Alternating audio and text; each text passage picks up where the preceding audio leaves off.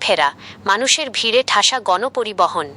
নিজস্ব প্রতিবেদক, 28 মে 2026। ঈদের ছুটি বা বিশেষ উপলক্ষ সামনে রেখে প্রিয়জনের সাথে আনন্দ ভাগাভাগি করতে রাজধানী ছাড়ছে হাজারো মানুষ। বাস টার্মিনালগুলোতে দেখা দিয়েছে ঘরমুখো মানুষের উপচে পড়া ভিড়। সরেজমিনে দেখা যায় বাসগুলোতে তিল ধারণের জায়গা নেই। টিকিট হাতে ঘন্টার পর ঘন্টা অপেক্ষা করে বাসে ওঠা যাত্রীরা যেন কোনোমতে গন্তব্যে পৌঁছাতে পারলেই স্বস্তি বোধ করছেন। অতিরিক্ত যাত্রী নিয়ে গাড়ি ছাড়তে গিয়ে অনেক ক্ষেত্রে হিমশিম খেতে হচ্ছে চালক ও সহকারীদের।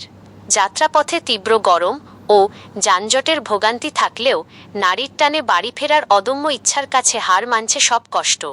যাত্রীদের দাবি, বাড়তি ভাড়া ও ভিড় সহ্য করেও প্রিয়জনের কাছে পৌঁছানোর আনন্দই এখন তাদের কাছে মুখ্য।